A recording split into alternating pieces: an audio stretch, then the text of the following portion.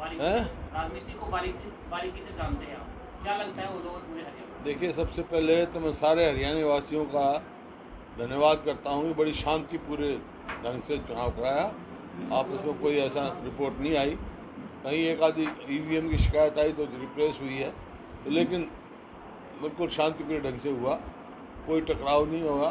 ये बहुत अच्छा एक संकेत है प्रजातंत्र के में।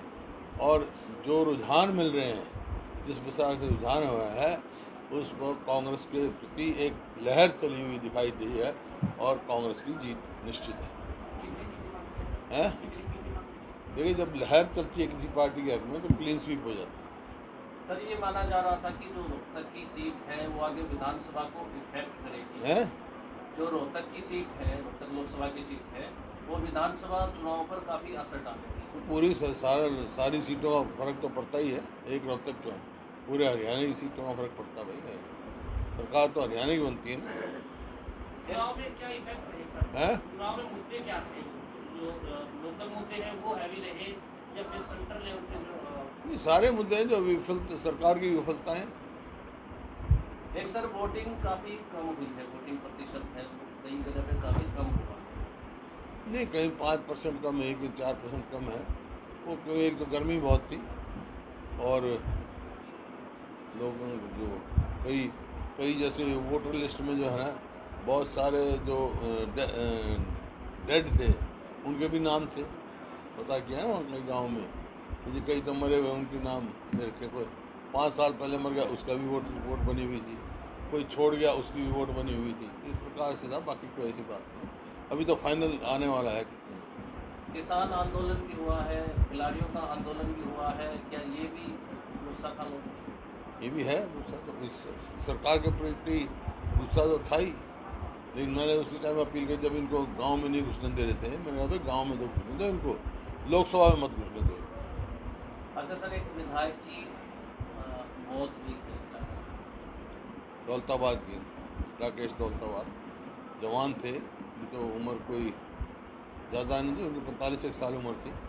अभी कुछ दिन पहले मेरे को मिल के गए थे, लगता नहीं था।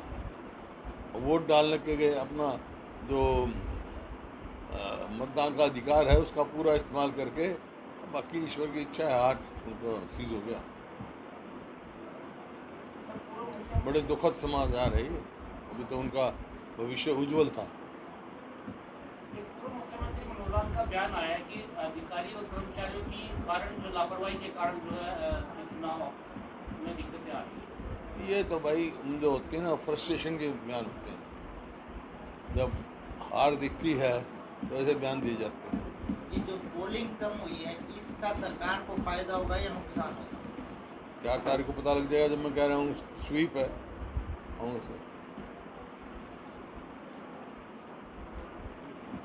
हो गया और कुछ रह गया सवाल तारा?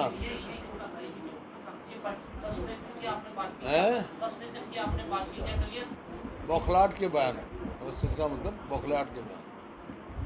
ये दिखता है कि जब कोई आदमी को हार नजर आती है तो ऐसे बयान देते हैं, दूसरों पे फिर एलिगेशन डालना शुरू कर देते हैं, तो बौखलाहट के बयान होते हैं मेरे राज में।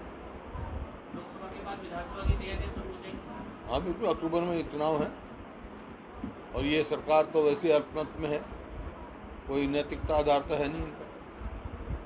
अब तो वैसे भी हाउस की जनसंख्या जो 87 होगी, 87 में 45 इनके खिलाफ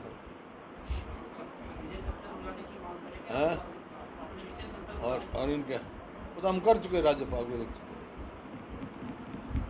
अल्पमत में असर कर सकते, अल्पमत में है, कोई नैतिकता आधार तो है नहीं नैतिकता।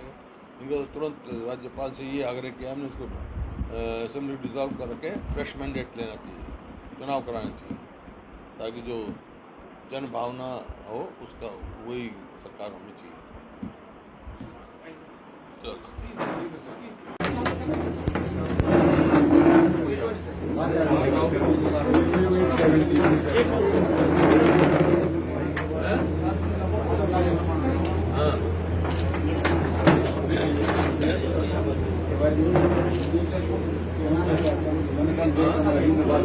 हाँ